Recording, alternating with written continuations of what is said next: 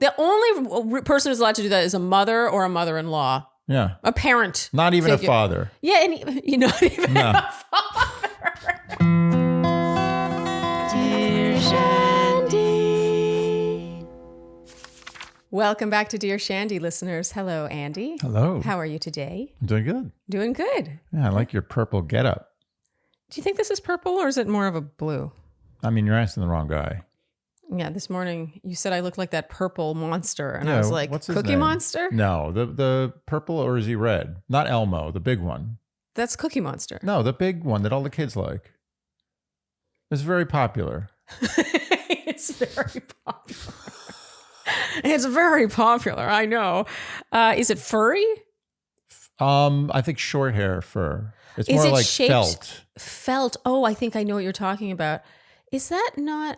I don't know if that's from Sesame Street. No, it's not. It's not anything to do with Sesame Street. Well, it's its own thing. Okay, I'm really caught up on Cookie Monster. I couldn't get past Cookie Monster. I mean, you could be Cookie Monster, but no, it's a reddish, purplish.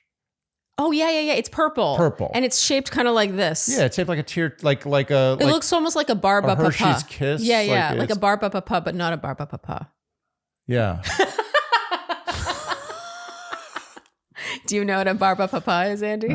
It's, I think, a French-Canadian reference. Oh, yeah. okay. I don't know the name of that thing. That's going Well, to let's drive go me through the crazy. alphabet. A, no. I don't think I'm going to get it, even with the alphabet. E. Right now, the Shandies are in their cars shouting, "It's this guy! It's this It starts purple with a thing." G, I think. No. Oh, G, H, I. I don't know if we're going to get J, there. I think we should quit. K, L, M.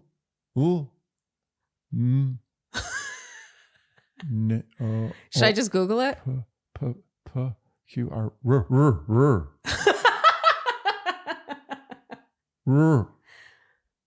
I'm just Googling. It's It's R. You think it's an R? I'm Googling. Well, this Q&A is going well so far. Yeah. Oh, wow, I never would have gotten that. Never would I have gotten that. What's the first letter? G. What's the second letter? R. What's the third letter? I.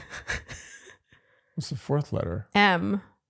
Am I looking Grimace? at the wrong? Grimace? No, it's not Grimace. That's a Sesame Street character. That's what I thought we were talking about. No, it's totally unrelated to the franchise. Oh. It's its own thing. It's a star. It's a star. It's a star. It's a purple monster. Barney. Barney? Barney. I do not look like Barney. Barney is much more of like a pinky purple. But that's a big famous character, right? Yeah. Kids like Barney. Yeah. That's a big thing. Yeah, that was a real letdown. I was expecting something far better. Yeah, Andy. I'm colorblind, so when I think of colors, it's not the right color usually. Andy's not actually colorblind, by the way. Nice No, I'm try. not like fully colorblind, but I'm like man colorblind. So I actually think my outfit is a little more grandma chic. No, I'm liking it. I like it too. It's good. It looks comfy. Okay, well, Andy, today is not about our outfits. No. It is actually about answering our listeners' relationship cues. Yeah, let's do it. Yes, let's get to it. All right, this first question is from Vulnerable in Virginia. Dear Shandy, very excited to be writing to you guys despite my dilemma. I was waiting until I had an appropriate question, and I think this fits. A month ago, I started therapy. On the first meeting, everything was going great until it wasn't. My therapist is very caring and kind, but I started to feel that her name was too familiar.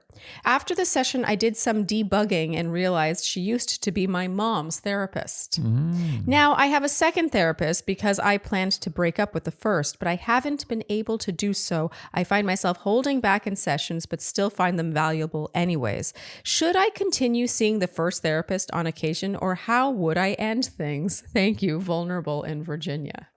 Oh, wow. The ending things with the therapist question. Yeah. That's a big issue. Is it? Well, I think ending things with a therapist is sort of integral to the actual therapy. It's part of the process. Yeah. It's like, how do you leave someone? Yeah. It's a very, very core element of someone's psyche. Yeah. And that's a really good point. There's also, there's a dynamic here, where one person's being paid. Right. Yeah. One person is being Service employed. provider. Yeah. And I think you can start to feel really close to someone, but chances are the therapist wouldn't be listening to listening to you if you weren't paying them. So I think, there is a transactional element here. And also she's acting like this is her fault, but wasn't that on the therapist to not? I think it's totally on the therapist. Yeah, the therapist should not have started just therapizing the daughter of a former client. Or maybe if it's a former client, it doesn't matter anymore. No, it should have been disclosed. Yeah, that's just common sense. Yeah, I think that was a foul. But I have a general overriding feeling or theory. I think you should not become friends with your therapist. I think therapy is a very selfish, in the best way. Yeah. Like not negative selfish. Yeah. Positive selfish. Yeah. I think it's a selfish process for a good reason. This is about you. No, totally. And it's actually that's been a journey of mine, is not out of politeness or even genuine curiosity, making the first 15 minutes of my therapy session about like asking my therapist how it's not she's important. doing. It's not important how she's doing. Yeah. It's totally irrelevant. Yeah. And it's actually a reflection on you if you keep asking questions about their life. 100%. And that's something you need to analyze in the therapy. Then it becomes very meta. But I believe that it's a selfish process in a good way. It's the best kind of selfishness, because you're trying to make yourself better for the world. Yes. So other people can enjoy you more. Oh. And you got to focus on yourself. Yeah. And for that reason, I don't think that there should be like anything more than a professional rapport with your therapist. That being said, based on that, I think that when it comes time to ending that therapy or breaking up with that therapist, I think it should be very professional. So you're like, yeah, I just wanted to let you know that, it's been good, and I feel like I'm at a good place, and I'm just going to take a break. Yeah. Simple. Yeah. No second thoughts. Yeah. As a matter of fact, if you have second thoughts, you need to analyze those again. It sounds exhausting, Andy.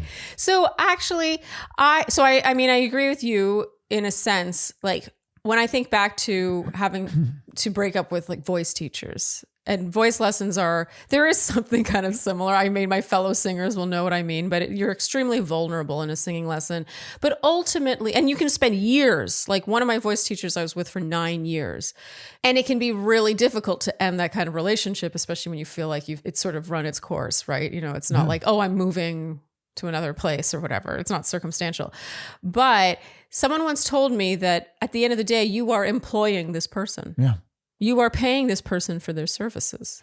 It's on you if you feel you cannot do that. But I gotta say, she sounds like she's getting a lot out of this therapist. She keeps wanting to break it up, but she's like, actually, I'm getting a lot out of my sessions. Yeah, but does she really need to end it just because this woman or this therapist used to work with her mother? Oh, that's not her question, though. Really, is it? She's asking, how do I end it? Yeah, but she also said that should she end it because she's getting a lot out of her sessions? No. I think the answer to that question is no. Yeah. I don't think she should end it just because she was her mother's therapist. I agree. But that's not the question she asked. The question she asked is, how do I do it? Yeah. And I think that of all the professional relationships, I think that therapist it should be the most cold when it comes to ending it. As a matter of fact, I think with like a singing coach, you have to probably be a little more delicate, because it becomes a friendship, it becomes a relationship. In therapy, it's the therapist's job not to allow it to become a friend relationship. There is a relationship. It's kind of like, it's the third relationship. There's like love, friend, and therapist, patient. It's a weird relationship. Yeah. But it's an extremely attached and very detached relationship at the same time. Totally. Which means that when it comes time to end and the patient says, I think I want to end, unless the therapist professionally believes that you need more. Yeah. You need more. And it's an improper decision, and it's a weak decision. Then they should just be like, okay, your call. No, goodbye. It's true. And the times that I have sort of, extricated myself from a singing voice teacher student relationship, it has been really complicated because it doesn't have that element. Right. They're not hired in the sense of being a therapist, right, and therefore not taking it personally, and there not being ego or hurt feelings involved. And if the therapist does in any way take it personally or make it an issue that you start to feel uncomfortable about, that means they're a bad therapist, because they are bringing their own stuff into the session. Totally. Their stuff should not have anything to do with the session. Totally. Okay, so vulnerable. Basically, this is our way of saying you, I think, are making this more friendshipy, more personal than it's supposed to be. And this is maybe part of your work in therapy. Yeah. I definitely, this is a big part of your therapy, but who are we to judge?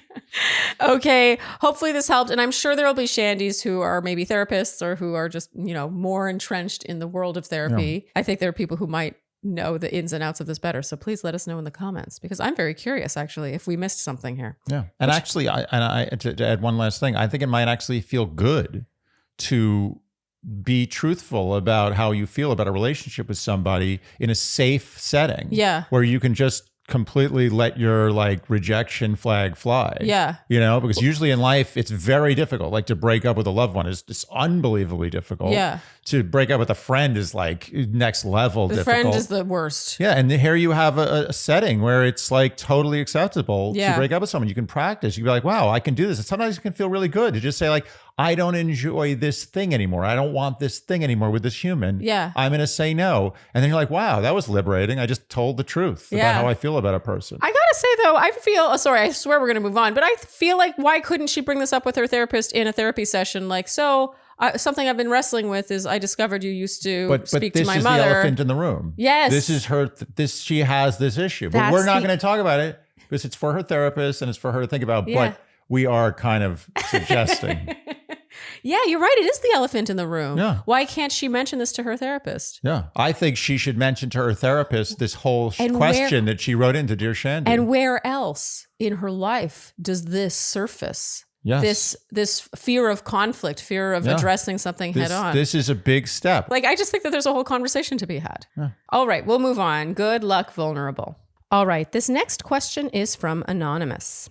Dear Shandy, thank you for your wonderfully uplifting recaps and Q&As. Oh, I started with a Bachelor recap and that just popped up in my queue years ago and ended up going back to listen to all your episodes and have been a loyal fan since. Oh, that's so sweet. That's so nice. And thank you to YouTube for getting the algorithm working well. I love how you speak to each other and feel like I'm just a fly on the wall of a healthy relationship. I learned so much just from your banter. Oh, that is so nice. Thank you, Anonymous. To my problem. I, 33 female, have a former coworker, 27 female, turned to casual friend that I've been hanging out with about every other month for the past year. We have no other contact other than the occasional dinner/drinks now that we no longer work together. The issue is she has two habits that make me want to ghost the friendship entirely. Number one, she keeps asking to bring her dog to my house. I have two large dogs also, and chickens and sheep. It's very stressful to have a strange dog here where I'm worried they'll go after the animals. I will take responsibility for allowing it one time when I finally broke down and said we could try it. It went fine, but we had to watch them super close. He nipped at my dogs a couple times. They're all herding dogs and kind of jerks to each other. And he was so stressed by the new environment that he had diarrhea everywhere, and we had to stay outside the entire time. Despite that, she continues to ask to bring him. I say no, but then feel guilty about it. How do I get her to just stop asking? Number two, she asks me to actually call her about once a week, generally when she's in a car for a long drive. I firmly believe phone calls are only to either quickly clarify plans or settle in for a long catch-up with a long-distance person you haven't spoken to for ages, not to chat with local friends while they're bored. Yeah, that's a good point. I have avoided these with valid excuses. I'm generally busy doing something loud or with other people, so I can't call. How do I get her to stop asking? It makes me anxious every time she asks. Thank you for your consideration. Ready to ghost. We'll call her Ghost. Okay. First of all, this is not a ghosting situation. No. These are two very fixable problems, yes. I think. The first with the dog, first of all, explosive diarrhea and a dangerous dog, or I mean, I don't know if he's dangerous, but he's uppity around animals that could get harmed. Yeah.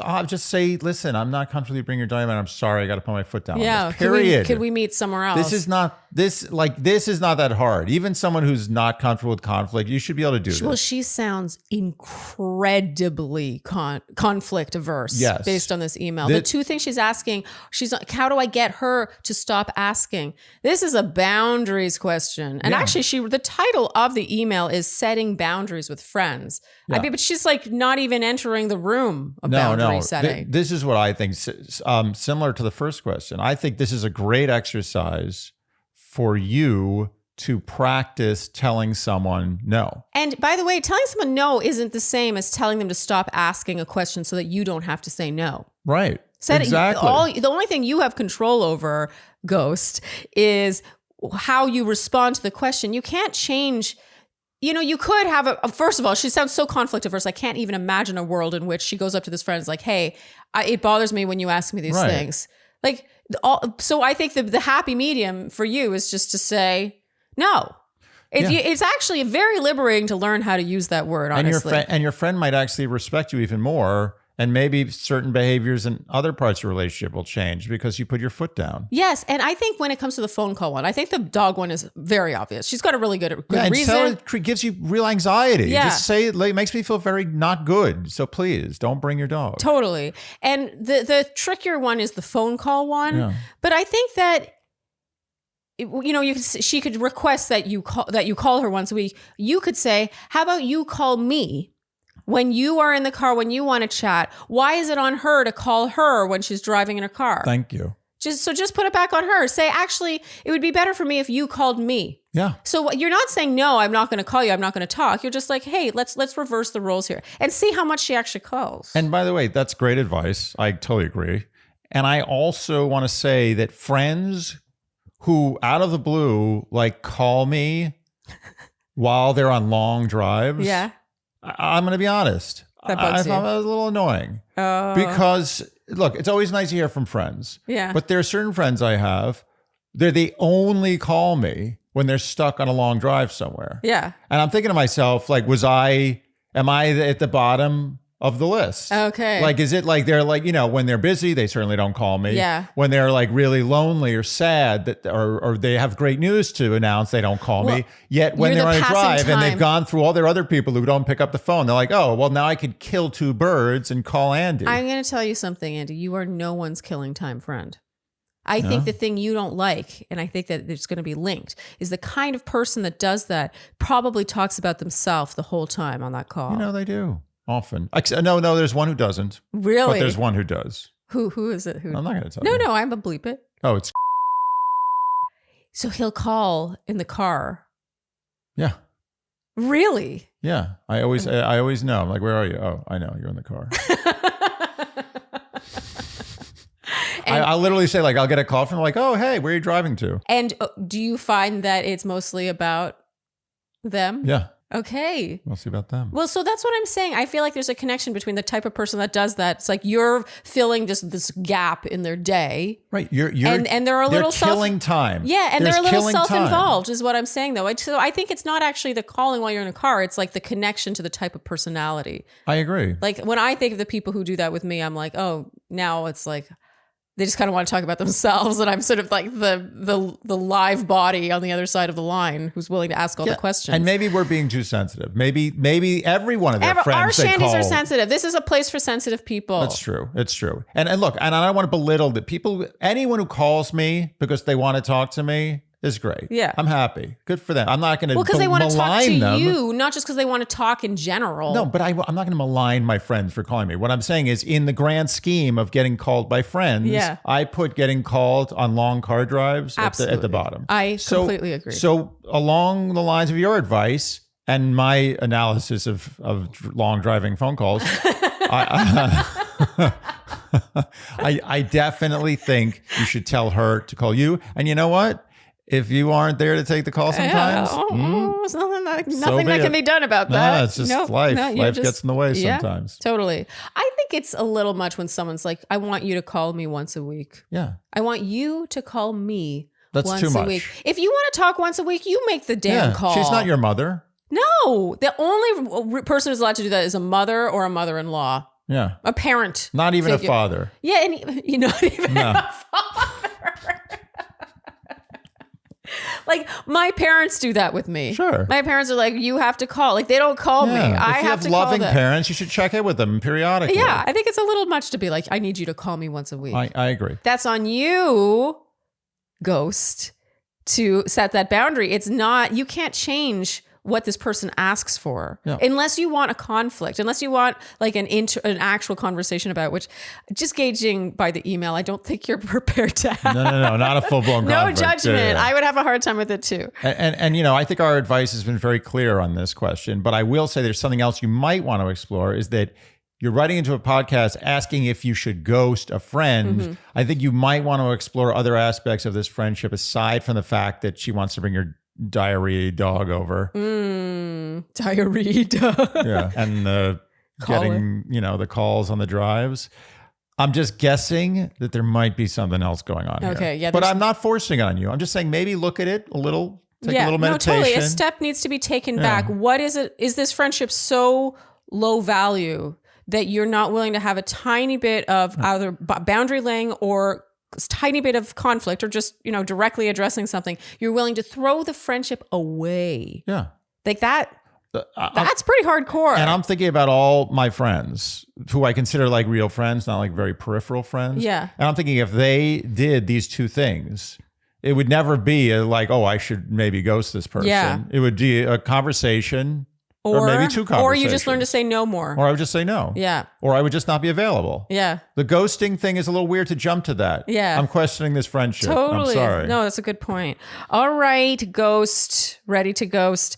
Hopefully you don't ghost because I think actually this will be a really great exercise for you to see through. Yes, this is training wheels. Yeah, and friendships deepen with things like this. Absolutely. You will learn to speak your mind and that'll make you more yourself in this friendship. And then your friend can either decide whether she likes or doesn't like that. But if she meets you there, then this can turn into a very meaningful long-term friendship if you let it. Yes. All right. Good luck. I feel like $1 million. You know why? Well, you look like $1 million.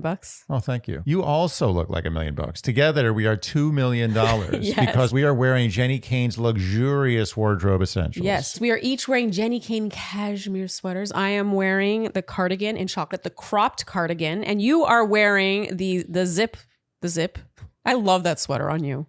Jenny Kane, we've called it our made it clothes. Yeah. You feel so luxurious. And I mean, I think it says it all that I can just toss this on top of a green dress, this brown cardigan. It always works. This is the thing about Jenny Kane. If you're one of those people that's like, I don't know how to mix and match clothing, like I don't know how to wear things with each other, Jenny Kane pieces in your wardrobe become the connective tissue. Put all your different pieces together. They just make it work. And they never go out of style. No, that's the thing. It's timeless, elegance, simplicity, minimalist. And you know what's even better about the fact that it doesn't go out of style? What? Is that it lasts long enough so that when it could go out of style, it has the opportunity to not go out of style. Their stuff is so high quality and just elevated. And you know when you get something and you're like, oh, I know this is quality. I know this is nice. It has like a gravity to it. I'm not talking like weight. It's got like a to it. Yeah, it's like getting to a hotel where once you get in the room, you're like, I'm glad we paid for this hotel. Yeah. And I think that speaks volumes about how good a gift Jenny Kane might make for someone in your life who likes nice things. Yeah. A lot of people like nice things. Yeah, seriously. Nice things are universally liked. Yes, they are. So gift yourself and your loved ones the best gift of all, not fruitcake, Jenny Kane. Our listeners get 15% off your first order when you go to jennykane.com and enter promo code Dear Shandy at checkout. That's 15% off your first order when you go to JENNIKAYNE.com, promo code Dear Shandy. Let getting dressed be one less thing to worry about. Cozy, cozy, cozy earth. Cozy, cozy, cozy earth. Cozy, cozy, cozy earth is what I want on my body. Yes, Andy, you are wearing your cozy earth joggers. It's what I want on my body at all times. This is why I wear my Cozy Earth joggers. Yes. I swaddle myself in Cozy Earth sheets. I dry my body with Cozy Earth towels. Yes. I rest my head on Cozy Earth pillows. Well, Cozy Earth products are made from viscose from bamboo, making them just so touchably soft, yet also durable. It's silky, soft. It's temperature regulating, so the bed sheets are cooling when you're too hot, yet they keep you warm when you're too cold. And it's sustainable. Yes. You're doing a good thing. Bamboo can grow like 4 inches a day. Incredible. You can watch it grow. I mean, it's not the most exciting day you'll ever have, but you can see it. And can we talk about what a good gift it is to gift someone something that they're actually going to use and want to wear and sleep on? And they'll talk about it too. They're going to come back to you months later and say, those Cozy Earth sheets you got me. Nice. Yeah, it's good kind call. of like an I told you so. And also, can we talk about the color? Oh. What is going on with this? Those black joggers have stayed blacker than any other black material that I have in my wardrobe. Like, it's unbelievable. We've washed those probably hundreds of times now. You've had those for over 3 years. And look how new those still look. It's truly insane. Like, I almost feel like they're hurting themselves. Like their materials are too good. Yeah. And so you don't buy as much as you would. You can't, the quality is too high. Yes. They need to make them like self-destruct at some point. Yes. I'll talk Take to it them. down a notch, Cozy. So wrap the ones you love in luxury with Cozy Earth. Visit cozyearth.com/Shandy and use our promo code Shandy to get 40% off and gift the gift of luxury this holiday season. That's cozyearth.com/Shandy. And if you get a post-purchase survey, be sure to tell Cozy Earth that we, Dear Shandy, sent you. Fatty, 15. And like a certain caped superhero, Fatty 15 is to the rescue. It sure is, because C15 is the first fatty acid to be discovered in 90 years. 90 years. Not even that many people alive who remember the last time one was discovered. Yes. And a new study has come out about the first new nutritional deficiency in 75 years called cellular fragility syndrome. And that is caused by a lack in the essential fatty acid C15. And as many as 1 in 3 people on planet Earth may have low C15 levels. Which may accelerate aging-related breakdown and impair metabolic, liver, and heart health. Basically, in short, if we are deficient in C15, we have weaker cells, period. Having weak cells makes you sleep poorly, it makes you age faster, you feel sluggish, and it's vegan-friendly, free of fillers, allergens, preservatives. And crucially, C15 is literally the only ingredient in Fatty 15. It's 100% pure. No, nothing else. Also, I love this when you receive your Fatty 15, the bottle is reusable. And then as you get replenishments, it's in these pouches. So then you just empty it into the bottle.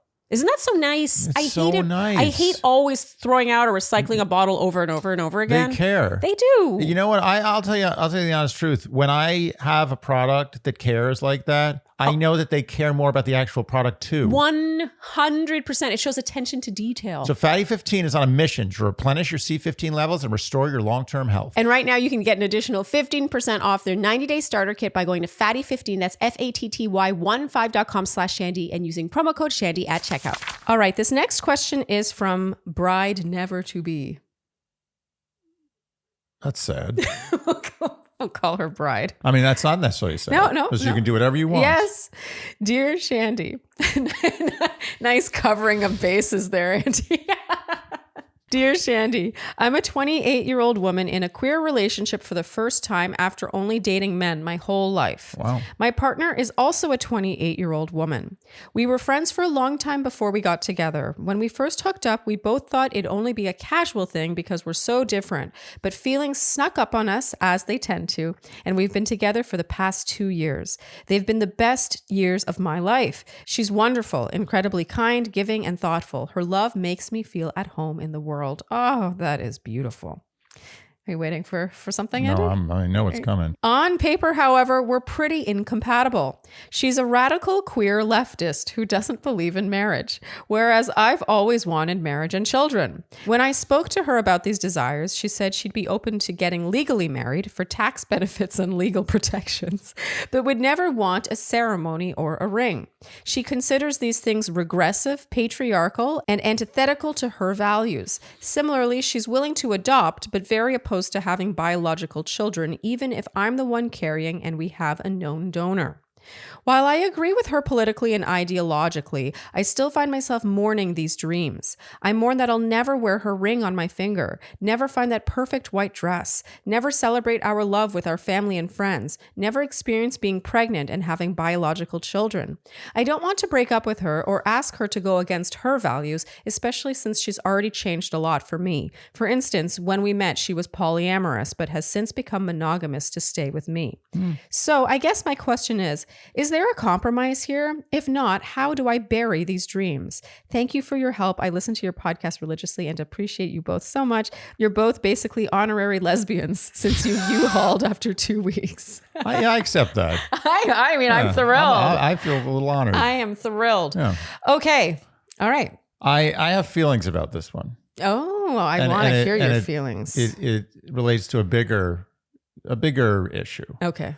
And that is wants versus needs. I think this is a wants versus needs. Absolutely. And I think that you, bride to be, never to be, bride never to be, need to list literally on a piece of paper. Yes. Needs, wants. Yes. And It's a good exercise. And if the needs column starts cross-sectioning with the things you mentioned in this Q&A, there might be an issue Yes. that you might have to consider. Because if you need to get married, and if you need to have biological kids, and if you need to have that white dress, this probably isn't the relationship for you. Mm-hmm. But if you want to have those things, I think you can make this work. Yeah. I think that there's a difference between wanting a wedding, a white dress, a ring, all these things. Yeah. A lot of these are steeped in tradition, right? But I think wanting to have or needing to have biological children of your own, like really wanting that for yourself, that's a different conversation. That's something that you cannot just be convinced to not care about in the same way. And so I feel like her big exercise is, needs versus wants, like really sitting with which ones of these dreams, she calls them dreams. She said, how do I bury these dreams? No. It sounds very like, ooh, like no one wants to have their dreams buried. No one wants to be forced to bury their dreams. But how many of these dreams are your dreams? And how many of these dreams are dreams that you've been told to make dreams over the course of your life? You yourself said you dated mostly men your whole life, right? Right. And now, we live in a time where, like, I'm sorry, but like 20 years ago, two 28-year-old women, it would be less likely that they would be dating each other. Of course. It's simply true. Or openly dating each other. So I think that you need to do some soul searching to unpack which of these dreams are actually yours. I think you also have to consider that your lifestyle has changed. You've shifted. Yes. You've gone from a more traditional, well, for lack of a better word, upbringing to now a more, untraditional. Yes. Yeah. Totally. So, you have to consider that as well. But I think when it comes to dreams, I think there are two dreams here, and you have to decide which one is more important. Is the dream of this woman you've met more important than the dream of having a child, or vice versa? And I think it comes down to that, because the wedding, ring, dress stuff, I'm going to just tell you right now, like, it doesn't matter. I'm not going to give that to you. Yeah. That shouldn't trump a perfect relationship. I agree. I'd like to touch on one more thing too before we move on. The way she speaks in her email, I feel like she could be like 15 years older. Sure. She's 28. Her partner's 28. She's in a queer relationship for the first time after only dating men my whole life. Yeah. Okay, so she's been in the relationship since she was 26. So her whole life is what? Are we talking, let's say you start dating at maybe 16. So 6 to 10 years. Yeah. My whole, like the way she's acting like this is it. I completely agree. As a matter of fact, when I was 12, my first, I think, really real relationship was at 26. 27. Okay. Before that, I thought it was, but it really wasn't. Yeah, I know what you mean. So she's really at that place right now where I think people start having their first like real relationship. So Yes. I agree with you. She's very young To be in speaking. relationship years to be speaking that fatalistically. Yeah, and it colors the entire email. Like, I mourn that I'll never wear her ring on my finger. I don't want to break up with her. It feels very much like, how do I bury these dreams? She's 28. Well, like, that's the thing. so much. She has. This is the thing. I'm torn between two camps here. One is if she lets this relationship continue and it gets deeper and they fall more in love and it becomes irreversible. Yeah. Like she has to be with this person. She has no choice. Not because this person doesn't allow her to leave, but she doesn't want to leave. I'm saying she's completely in love. Yeah. Then her dream will naturally die because this isn't going to work. But the odds are, and I hate to say it, the odds are this relationship probably won't be your last. I'm sorry. I mean, I'm laughing at how delicately you're wording this, but I mean, it's true. It's true. It's very possible that they'll be together forever, Yeah. but she's talking like this is it. This is the be all end all. There's a lot of, I think, putting the horse before the, No, the horse definitely usually goes in front of the cart, as far as I know. struggle with that expression the way you struggle with window and mirror. Yeah. I'm like, which is first, the cart or the horse? I, for some reason, cannot get that right. How many cars do you see getting pushed by horses? I don't. It's a blind spot. I know. Well, it's mirrors and windows for me. Yes, exactly. But I feel like she's putting the cart ahead of the horse a little too much, and is not just letting this breathe. I understand she's 28, so if she wants biological children, like she's maybe starting to think, but she's got a lot of time. Yeah, she does, and that's the main one. I think I want you, bride or never, even that never bride to be. Yeah. The wording of the word never to me is very like, I'm at the end of my life. It's this or nothing. Yeah, I think you should let this relationship breathe for a little bit, and really think about the biological children piece, because that to me is the most. The only one that really you cannot find a compromise on. Yeah, you definitely can compromise on the wedding, the ring, the dress. Yeah, and I'm sure there is actually a compromise where you get a little bit of that. Yeah, and if your partner doesn't give in to any of that, even though it's just a want, which I know it's a want, let's be honest, then there might be an issue. Yeah. If she's too steadfast and too opinionated that she's like out of her pride is not going to let you have a little bit of that. Yeah. Then there's another thing to think about. She's being proud and stubborn. Yes. I think about these things in at least her philosophy, at least in the discussions. Yes. And I think it's telling. And I know there was a little tongue in cheek, but I think it's telling that she called her a radical queer leftist. Yes. There's definitely, there's obviously loaded. Some hostility there. You don't say, it feels loaded. Oh, that's my friend, the radical queer leftist. I love her. There's some stuff simmering beneath the surface here. Yeah. It'll be interesting to see if this is the forever relationship for them. It will be interesting. Yeah, and I don't mean to cast doubt.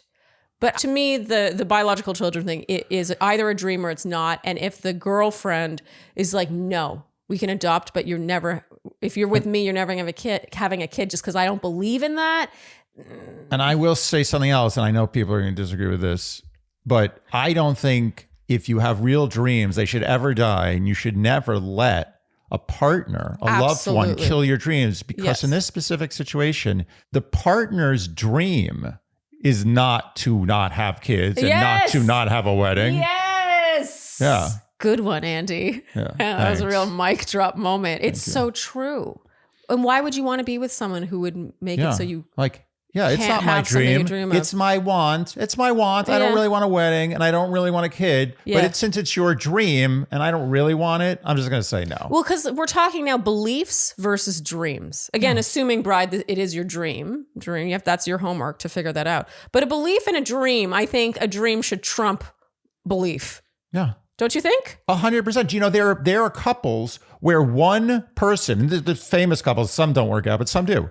One person is a staunch Democrat, one person is a total Republican, and one of them runs for office, wins, and they stay together and they still love each other. Yeah. How does that happen? Yeah. Because the other person respects their partner's dreams despite disagreeing with their beliefs. Yes.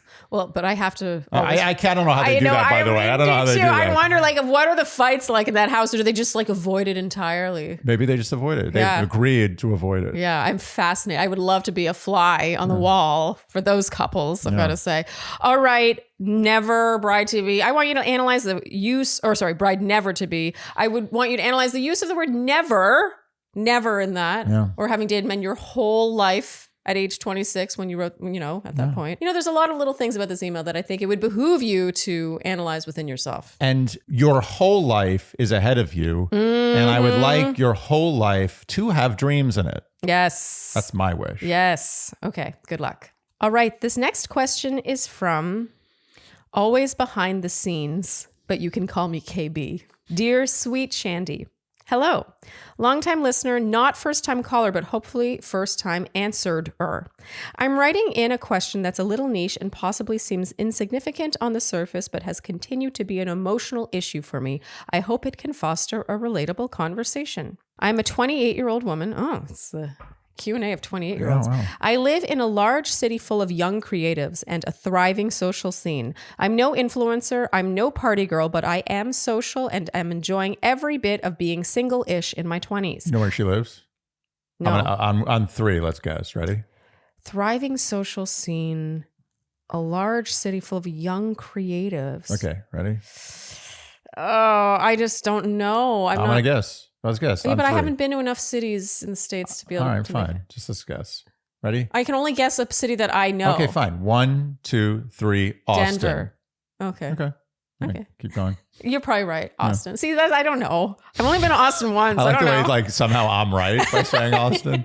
I am a professional photographer and have made a decent living off of that work, even though it feels more like a passion. I just plain love taking photos. When I'm with people who are special to me, all I want is to capture those moments so I can look back on them later. I love being my friend's personal paparazzi and have to disclaim that if I notice any discomfort, I'm quick to put the camera down.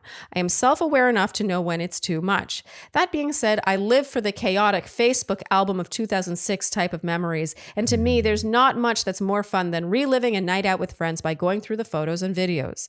My friends all seem to love it too, as they pose for the photos, ask for more, and then post them on social media later. It seems like a mutually beneficial situation, right? Mm-hmm. Herein lies the issue. I rarely receive this energy back.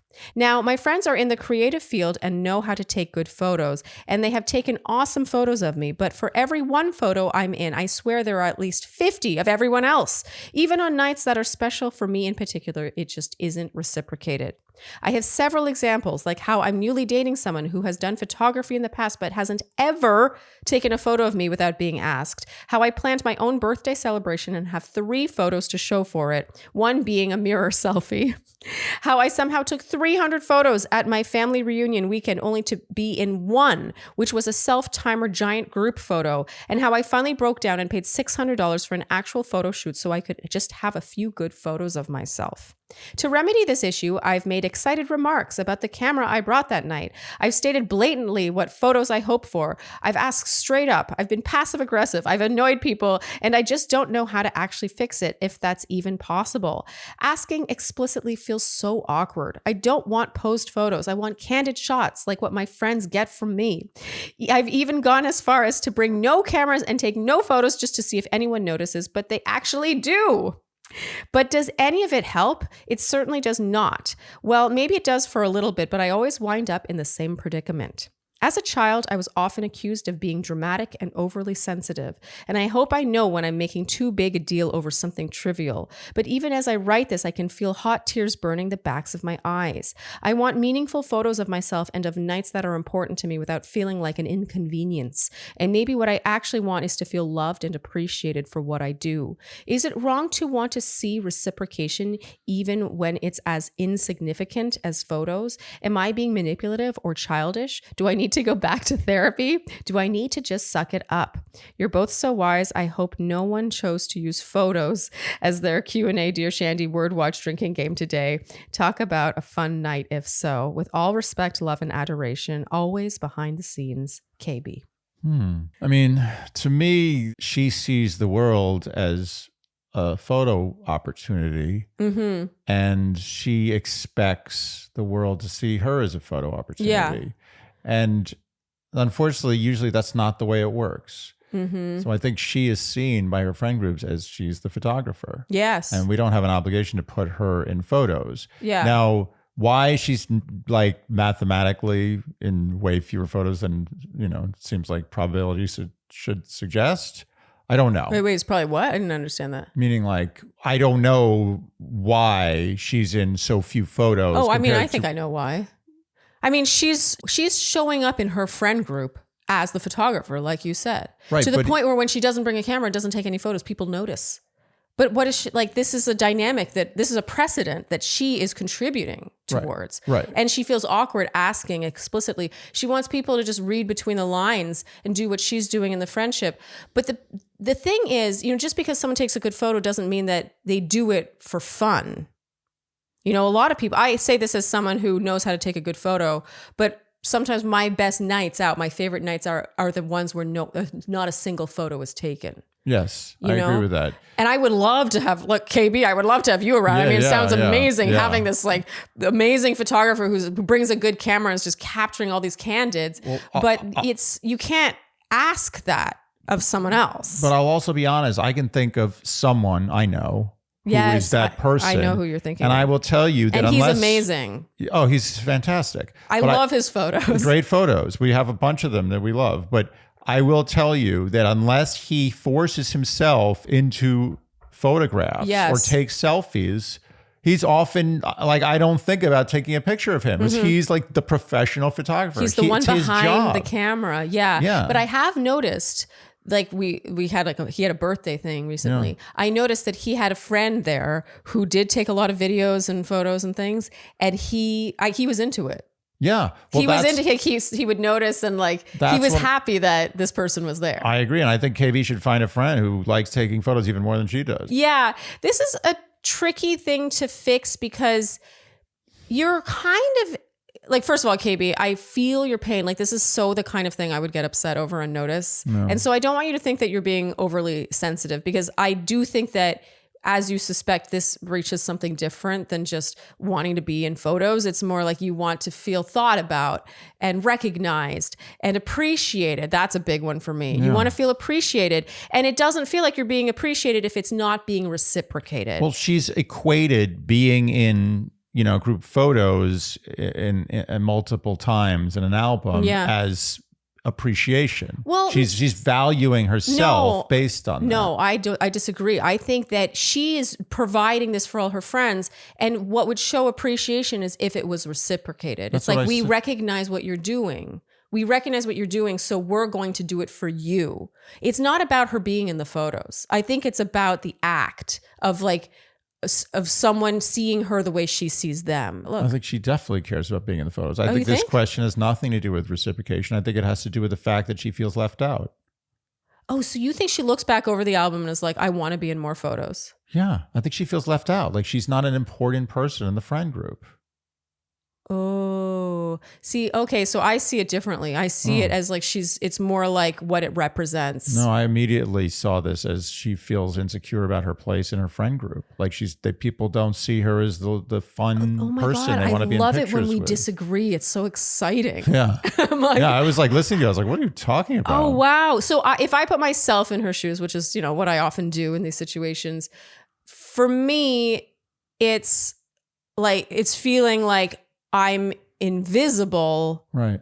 And it's not because I'm not in the photos. It's the fact that no one did for me what I do for them. It's sort of like if you're a big gift giver, like you give gifts all the time and someone doesn't ever give you gifts, you're like, it's not about the gift. It's not like you want the you want to the unwrap a present. Yeah, reciprocation. you want to feel thought about Yeah. outside of this, exact moment. Right. And I think that we're both right. Yeah, totally. think It's you're probably wrong. connected. I yeah. just couldn't believe you disagreed with me. What was funny is I was like, no, I disagree. And you were like, I just couldn't. I was like, who we do you need to think you disagree are? more, because when it does happen, we're like, Yeah, record it really scratch. doesn't. Something is wrong in the universe. Yeah. But we disagree. Well, I think it's kind of connected, to be honest. I mean, I know what you mean. Like, I certainly, don't get me wrong. Like, I want to be in the photos too. We all want to be in the photos. Being in the photos says that you were there. Well, it also says that you're popular. I hate to say it. Oh. I hate to say it.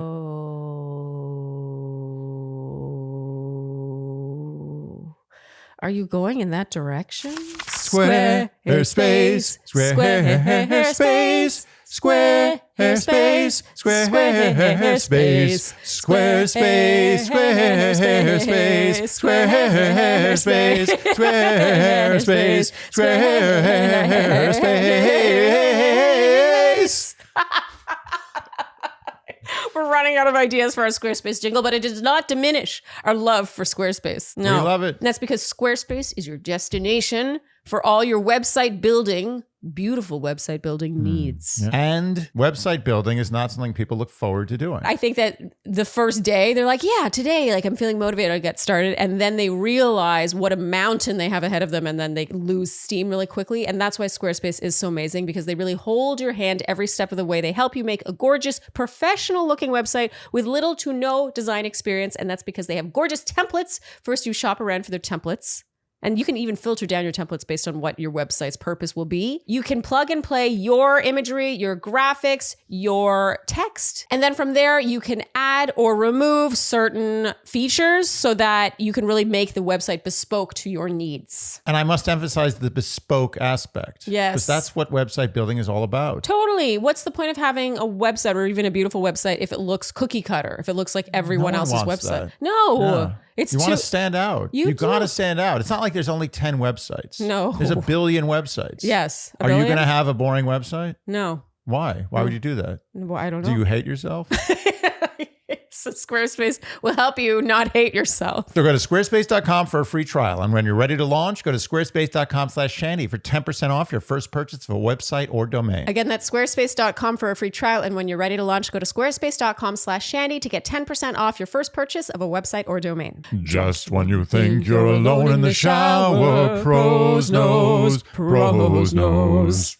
Our Halloweeny pros jingle. And that's because Pros is custom-made hair care. They do follow you into the shower. They know your hair. I love this stuff. I am holding my favorite of their products. It's their volume-building anti-brassiness conditioner. And look at this. Not only does it have my name on it because it is custom, but it even has our zip code. Because the zip code factors in to your hair. Would you believe that? Yeah, I believe it because climate is one of the biggest effectors of how your hair performs. Yeah, Have you and- ever seen my hair when it's too humid outside? It's so true. Like when we go and live somewhere else for a while for an opera contract, if it's a really moist place, like my hair acts totally different there than it does here. 100%. And it also takes into account water hardness because that also affects how your hair performs. Yes. And then they use their world-class team of in-house chemists combined with an AI algorithm to take 80 plus different factors into account to formulate your perfect hair regimen. Shampoo, conditioner. I love their pre-shampoo mask. I also love their dry shampoo. That's my other hero product from them. And treat your hair the way it's supposed to be treated with personal touch. Your hair is not like my hair. No. My hair is not like the next guy's hair. It's no so one's hair is the same. Does No. anyone have the exact same It's hair? like a fingerprint. And in case you don't believe us, they are backed by over 500,000 five-star reviews. That's completely insane. It's insane. That's 10 fully packed Yankee stadiums Yeah. of people using Pros and not only using it, But choosing loving to it. leave a review and choosing to leave a 5-star review. It shows personalization works. So Pros is so confident that you'll bring out your best hair. That they're offering an exclusive trial offer of 50% off your first hair care subscription order at pros.com/DearShandy. So take your free consultation and get your one-of-a-kind formulas. And see the difference custom hair care can make with 50% off at pros. That's PROSE.com/DearShandy. I don't think it's mainly about reciprocation. I Yeah. think that's part of it, but I think that's masking the fact that she doesn't feel like she's part of the history, like she's part of the fun, like people care about her enough to be like, hey, let's get her in these pictures and let's make sure that we show us with her because we want to make these memories Yeah. with her next to us. Yeah. And I think she feels sore about that. And Yeah. I totally get that. Totally. No, I mean, I think we're both We're both right. Yeah. I just think I'm more right. And I that's think that- I think we're equally right. Okay, fine. I'll give you 50%, but I think based on how I feel about this situation, I think we're both right. It's interesting how if you're the one behind the camera, you don't often get the credit. You don't get the credit. People just have the memories and they're like, Yeah, yeah. yeah, And we then have they're that not great like, photo. well, we should all take a moment Yeah. to thank KB for making this Yeah, possible. yeah. Trust me, like, I know who took the pictures of nights where it's like there's all these great pictures and I'm happy about it. Yeah. But I don't spend time thinking like, oh, I'm so grateful for that person. And that's my, I don't think I'm alone in that. Yeah. I think people are just like, yeah, great pictures. We had a great night. It just happened. Yes. It just happened. Yeah. And KB is the thing that just makes it happen. And she's not getting the appreciation she deserves, but she also feels that she's being left out. I Yes. think that's the core of this question. You don't write into Dear Shandy because people aren't taking pictures for you when you're taking pictures for them. That's a little Curb Your Enthusiasm question. I think we're both right. I don't know if you need to keep harping this. I think that it represents a depth of friendship, of being seen, of being Right. seen, of being appreciated. For me, friendship is reciprocation. Okay, so what's our advice to KB? This is my takeaway, is that number one, she should start taking a lot more selfies. Is Not that really the- selfies of herself, selfies of her and her friends. Yeah. She should force herself into selfie situations. Yeah. Because her friends don't see her as part of the group anymore. They see her as the professional photographer. And I that's don't know know if that's true. I think that she's contributing to this dynamic, which means she has to take responsibility for how she contributes to this dynamic. She's showing up with a camera and is taking 300 photos of other people. She's doing something she would get paid for and doing it for free currently. She is the reason why she's in this situation. Let's be honest. The only difference is if like she didn't do this, there would be fewer photos of all her friends. But the reason she feels left out is because she is expecting people to read her mind and to be as generous with their time and effort as she is, which you cannot control other people's actions. You know, what she can do is directly ask some of her photographer friends. It sounds like they're all photographers or they all know how to take a good photo. Like, hey, I feel a little left out. I feel like no one ever thinks to take photos of me. She needs to address this head on, not with passive aggression, not with like hints, you know, because otherwise it's just not going to happen. No one sees it as a problem. They're all coming out feeling pretty great about the situation.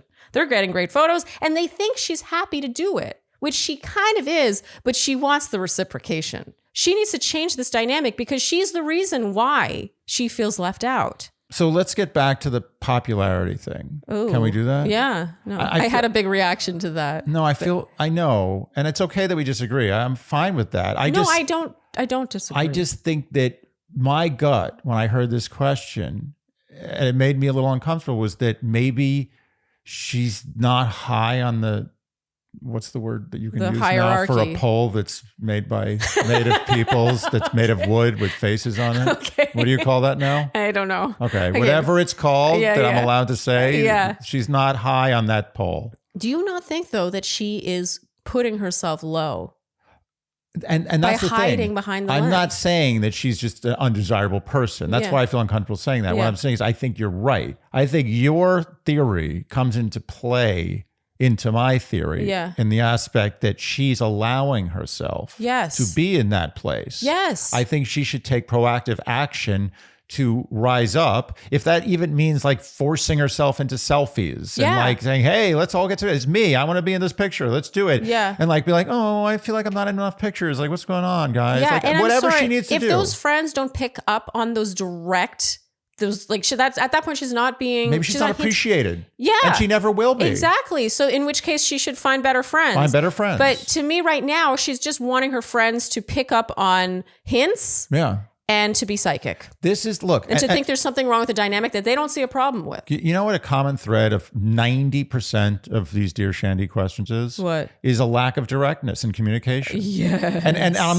not preaching from like some high pulpit. No, like, it's I am hard. terrible at this. Yeah, it's really hard. I wish I could be better, but I know that if I was better, my life would be better. Yes. I just know. You would have better friends. Everything would be better. Yes. Yes. Be more direct. And in being more direct, you will get the results you need. Those results may not be ones you love, but they'll at least be a result, which is better than being in limbo and being unsatisfied. The result might be like, you know what? You're not that valuable to us. And then you go find other friends. And the result may be like, oh my God, you're right. Oh my God, we feel so bad. Yes. We were going to put you in every picture now. You're going to be in so many pictures, you can get annoyed. Yes. So be direct. Ask for what you want in so many ways. Don't be weird about it. Just ask for it. And frankly, you probably provided thousands upon thousands of dollars of free professional level photography to these people. If their reaction is like, oh, I don't want to do that, then that tells you a lot about these friends. And you know what? See what happens if there's like some big thing where there'd be a lot of pictures getting taken by you and be like, oh, I don't really, I'm kind of tired. Just want to stay home. See what happens. She should pick out one other friend in this group who's also a really good photographer, and they should share this, over the night. Be like, hey, do you mind if we both do this tonight? Yeah. I want to be in more photos. She should. I'm sorry, does she not have a close friend in this group who's willing to do that with her? Yeah. Otherwise, I do feel like agree. I'm getting uncomfortable with this question because I almost feel like she feels that her value in the friend group is taking photos of other people, providing her service for free. That's what gets her in the door. It's a self-fulfilling prophecy. Yes. Like she's making herself, and no offense, I'm not criticizing I mean, you. it's impossible not to psychoanalyze this one. She is creating her reality. She's making herself the service provider of photos. Yes. She's become that person, and everyone sees her as that now. Yeah. She's got to pull that back. Totally. She's got to unwind that Yes. relationship. Yes. And that's going to take some work. But honestly, it's going to just take direct communication. Yes. And she's 28. All I'm saying is I don't know if like my entire friend group at 28 is the same friend group I have today. My whole friend group rotated like from 28. Yeah. And then look, there's plenty of other groups of people in Austin that you could be friends with. Austin. Or Denver. Okay, KB. Sorry if that's not what you wanted to hear, but I feel very strongly about our advice with this one. And I know it's tough to be like, change how you contribute in a social situation routinely. Like that's really difficult advice to follow, you know, but what we're suggesting you do will, I'm confident, make you a happier person and ensure that you spend your time with friends who really value you. Yes. Yeah. Okay. Good luck. That's a tough one.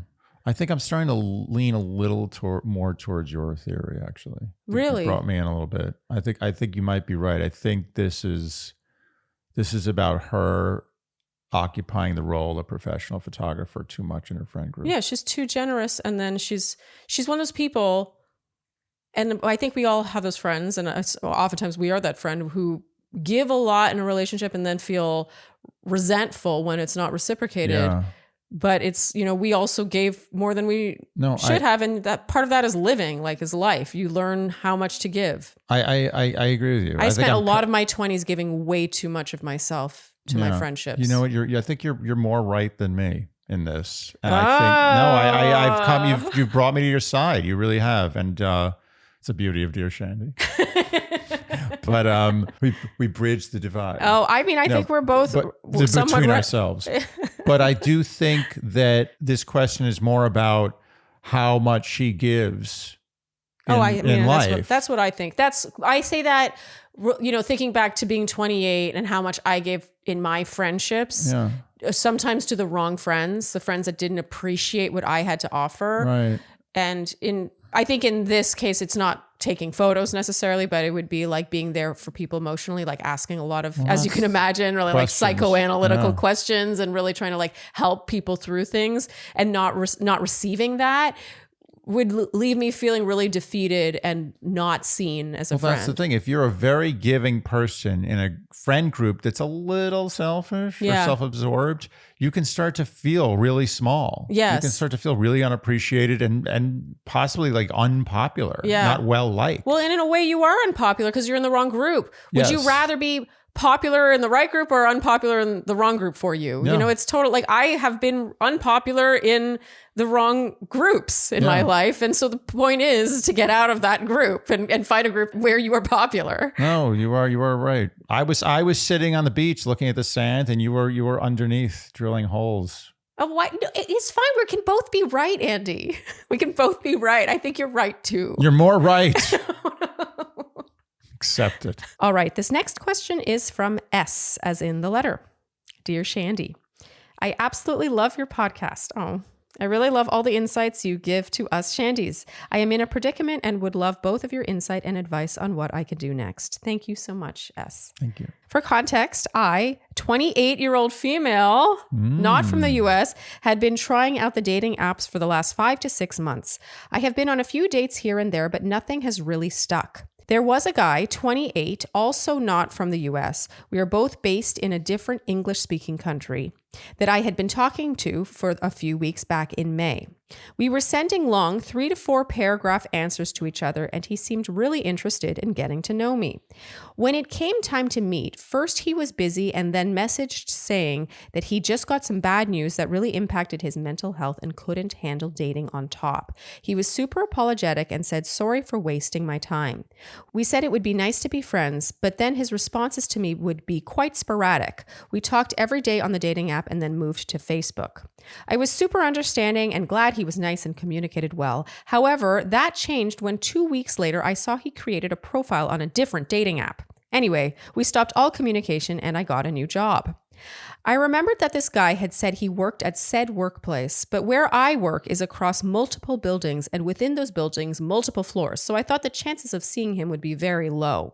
Turns out that I was wrong and he works on my floor. I found this out after 5 weeks, and it was because we ran into each other as I was entering the building and he was leaving. He smiled at me and I looked like a deer in headlights as I didn't expect it. That night, I messaged him on Facebook to clear the air between us of any potential awkwardness, and it seemed okay. That next week, I joined in while he was playing table tennis with his friend at work, and we talked, which was nice. And when I asked if we could play again, he said he would be keen. Table tennis in the office. This sounds Table like a tennis, cool yeah, place. that's like a cool office. Where do you think they work? It's a tech company. You think it's Google? It's Google-ish. Yeah, Facebook? It's Facebook-ish. There's probably not just those companies. I feel like a bunch now have Everyone's table tennis. copying them. Yeah. Yeah. It's becoming that thing where If you don't have a table tennis table, then you're doing something wrong. No table tennis? What kind of company is this? Then last week, I was walking into the office past the table tennis area where I could see the guy and his friends playing. His friend, the one who was playing with him previously, and I had met him, said something, and then they all stared at me. I went over to say hi and chatted, but they didn't offer for me to join in this time. My question is, if you were me, would you try to be friends with this guy? I'm trying to be cool and casual, but unsure how to be. Any tips? It's past the I don't know you phase since we have talked, but I don't know if he wants to be friends. Please help S. Goodbye. Yeah, I could not agree more. Why is she wasting any of her time or energy? She likes him. She likes this guy. She wants more than friends. She likes him. Yeah. She likes him. Yeah. He doesn't care about I am her. not getting a lot of reciprocation here. No, this guy, kick him to the curb. Enough. I think this is just make believe he's not. He's like just this random person you see in the street, like you don't know. Enough. She, I think, is confusing him being like, yeah, we can be friends with him actually wanting to be friends when I don't think that she is taking as much bandwidth in his mind as he's taking in hers. She's taking no bandwidth. Yeah. And she has to match the bandwidth he's giving her. Yes. And that'll instantly make her more cool and casual. Yeah, maybe he'll come up to her and be like, hey, can we be friends? Yeah. Like now that you're ignoring me. In relationships, especially very new non relationships, like real or non relationships. Yeah. It's the old adage, if it looks like a duck, walks like a duck, quacks like a duck. This is clearly a duck. Yes. Don't try to make a thing that looks, walks, and quacks like a duck a rooster. Yes. Or a salmon. Yeah. A salmon. A singular salmon. One salmon. Is that how you would say it? It's a salmon? Salmon, multiple and singular salmon is salmon. Can you imagine being an animal that's known so much more for being in a large volume than an individual creature that you would just be like, salmon? I mean, most animals are like that. Sheep. Deer. Oh, but a horse. Deers. You say a horse, a dog. Because a horse is very fond. It's close to our hearts. Is that what it is? Is that the Dogs reason? are close to our hearts. Cats are close to our hearts. Salmon are not close to our hearts. Goldfish. You also say goldfish, as in a lot of goldfish. Yeah, that's true. You say all goldfish if it's your goldfish. It's like your pet goldfish. Yeah, you have a name for it. Yeah. Anyway, my point is how many goldfish, by the way, in history do you think have been named Goldie? Like 50%. 20%? Yeah, okay. Somewhere between 20 and 50. Anyway, I think that this is a classic example of plug the energy leak. Yes. You have a little hole. It's like... Yeah, she's seeping a lot of energy out on someone it. who not only doesn't appreciate it, but I think if he's noticing the energy leak, he's receiving it in a bad way. It's fuel, though. No, it's fuel for his ego. Yeah, but I also think it's possible he's like, this girl's obsessed with me. She now is working at the place where I work. Yeah, he's uncomfortable and like excited about the ego boost. Yeah. It's a terrible combination she's giving him. Yes. I'm not saying he necessarily is thinking that, but I'm thinking based on the energy she's outputting and the amount he's reciprocating, it's possible that he thinks that she is really into him. The fact that she now works on the same floor as him and did not used to work at that place. Do you know what I mean? I agree. Like all I'm saying is that from his perspective, he's like, yeah, this is a back off situation. Yeah. It's over. This is not happening. This is not a friendship. This is not a romance. You've got a leak, plug the leak and get on with it. Yeah. Especially since you work in the same building. All the more important to make this person exactly the same as every other non-entity you walk past in the hallways. Yes. Also, there was never that much to begin with. No, there was nothing. When it came time to meet, first he was busy and then messaged me saying he got some bed. So I don't even think they never even dated. He smiled at her in the elevator when they saw each other. He just smiled. Yeah. Think about that. Like you literally don't even feel the need to say anything. Yeah. Yeah. Okay. Wow. S. No. You come need on. to like. Enough. Yeah. This Back is a down. duck. This Back is down. a duck. This is an ugly duck. You know what? I feel being 28, something about being 28, like nearing 30. It's like the time to start not investing in relationships that don't reciprocate, that don't invest in you in the same way. And there's probably more opportunities at that ping pong table. You know, it's funny, overseas, they call it table tennis. Oh, In America, it's ping pong. You're right. You're right. Yeah. She said table tennis. Table tennis. That's a giveaway. That's like if she was the spy Yes. and the she 1, said, 2, let's go 3. play table tennis, then you shoot her. Right away. Like, why'd you shoot her? So she said table tennis. You know, so I think the name table tennis is great, but ping pong is so fun. Ping pong's the best. Ping I pong. love ping pong. Me too. I want to work in a place with a ping pong table. You I mean, are- it's getting to the point where if you have a tech company and you don't have a ping pong table, the person goes like, yeah, this is a great company. No, Like, they're not- Where's your ping pong table? Oh, we're getting one soon. Like, I don't see a ping pong table. It's Yeah. not a real tech company. Yeah. You're very good at ping pong. I am pretty good at ping pong. You are. I And am for pretty you to good. say that means you're really good. And you know who else is good? Me. Yes. You. Ping pong, when we play ping pong together, Andy does not go easy on me. I can't. Yeah. I can't. I cannot let up. You must be played at the level that I can play. It's one of my best sports.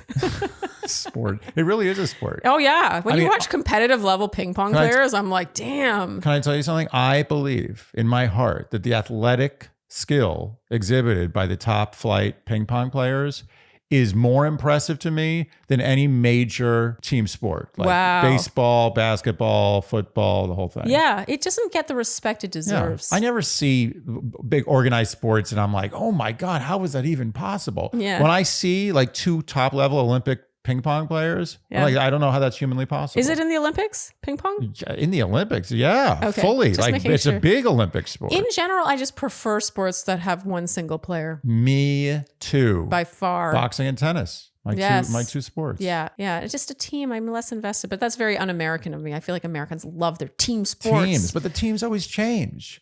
When I was Yeah. a kid, I mean, and it's not just as people get old. They change all the time. Like every year, they're like, "Oh, we don't like these players. We like these players. Let's get rid of these. Let's trade the good one for a couple of mediocre Yeah. ones." It's like, what is this? This is not a real team. I want to see a team that plays until literally they're physically unable to play anymore. Like they're all like in their late 40s, like hobbling around. And I was No, like, okay, that's it. I'm done rooting for them. that's They're a no good- longer my team. That is a really good point because you're rooting for the people. Yeah. The people make up the team. It's not the Yeah. team I'm is not made rooting up for the of. city. I don't need more tax money in my city. What pride? I don't care. Yeah. So my team, who are they? Who's my team? No, that's a very, very interesting point. We care about the individuals. I want people. I want to root for people. That's like when we watch America's Got Talent, when it's this big group of like 30 people, we're Yeah. like, eh. But if it's 4 people, 3 people, 2 people, 1 person, and you know a bit about their story, Yeah. it's so much more interesting. You know where I root for teams? Like when the Americans fought the Nazis. I root for the Americans. I Yeah. mean, I wasn't rooting for them back then, but I would have been. I promise you. Okay. I'm to the war. Yeah.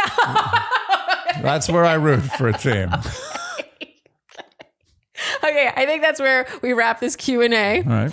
If you enjoyed what you heard today, you know what we will ask of you, and that is to like, subscribe, hit the notification bell, follow us on Instagram, and TikTok. leave us Apple and Spotify. podcast ratings and reviews. Tell your friends and generally do all the things you would do to support a podcast you enjoy. Thank you so much for tuning in, and we'll see you next time on Dear Shandy. Ruby. Oh. Oh, and I get licks. Oh, and pause. Yes. Yes. Oh, what a sweetie. Okay. Thank you so much for tuning in, and we'll see you next time on Dear Shandy. Bye-bye.